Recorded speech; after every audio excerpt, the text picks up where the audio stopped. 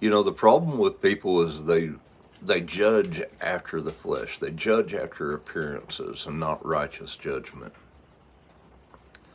And this is the testimony that's given by John of Jesus' words when he rebuked the Jews for judging after the flesh. In chapter 8, he says, "You judge after the flesh, I judge no man."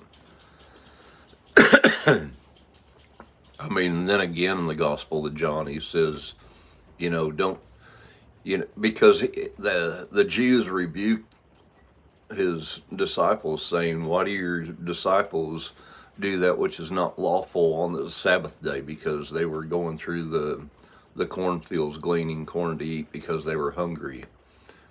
And Jesus said, "Have you not written what David and those that were with him done? They ate of the showbread, which is not lawful but for the priests to eat, and were blameless." You know,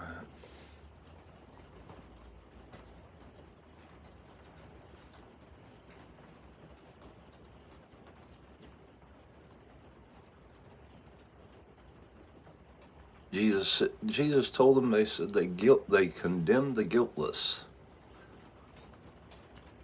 In another place in Matthew, he says, you tie these heavy burdens upon people that you wouldn't touch with your own finger. You strain at a camel, you strain at a gnat and swallow a camel. And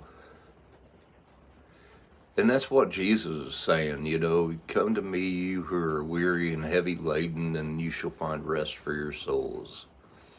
And somehow people have twisted that into continuing in sin and God being okay with it. And that's not the gospel message. The gospel message is that God sent his son to deliver us from the bondage of sin.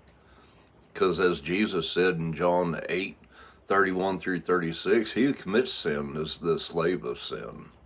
And a servant doesn't remain in the house forever, but a son does. It's what Paul is saying in Romans 6. He says, "Know ye not to whom ye yield yourselves servants to obey? His servants you are to whom you obey, whether of sin unto death or obedience unto righteousness."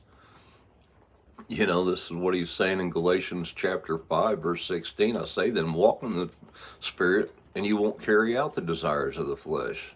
Romans 8:5 describes how you do that. "Those that are after the flesh mind the things of the flesh. Those that are after the Spirit, the things of the Spirit." It's talking about the affections of the mind.